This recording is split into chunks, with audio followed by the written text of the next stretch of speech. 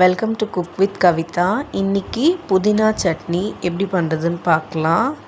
அதுக்கு ஒரு பேன் கொஞ்சமாக சூடானதுக்கப்புறம் ஒரு 2 ஸ்பூன் எண்ணெய், அது கூடவே ஒரு 2 ஸ்பூன் அளவுக்கு வேர்க்கடலையை போட்டு நல்லா பொன்னிறமாக வர வரைக்கும் வறுத்துக்கலாம். அது கூடவே காஞ்ச மிளகாய் ஆட் பண்ணிக்கலாம்.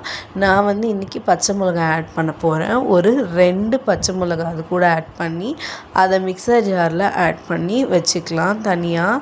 அதுக்கப்புறம் அதே பேனில் ஒரு 10-15 சின்ன வெங்காயத்தை வறுத்து அதையும் அதே மிக்சர் ஜாரில் போட்டு வச்சுக்கலாம். அது கூடவே ஒரு கைப்பிடி நிறைய புதினாவை எடுத்து அதையும் கொஞ்சம் ஓரளவுக்கு சுருங்குற அளவுக்கு நல்லா வதக்கி விட்டுக்கலாம். வதங்கினதுக்கப்புறம் அதையும் என்ன பண்ணிக்கலாம், மிக்சர் ஜாரில் போட்டு வச்சுக்கலாம்.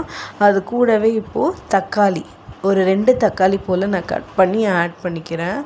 தக்காளி நல்லா மழன்னு குக் ஆகணும். அதுக்காக ஒரு 5 minutes அதை மூடி போட்டு குக் பண்ணி வச்சுக்கலாம்.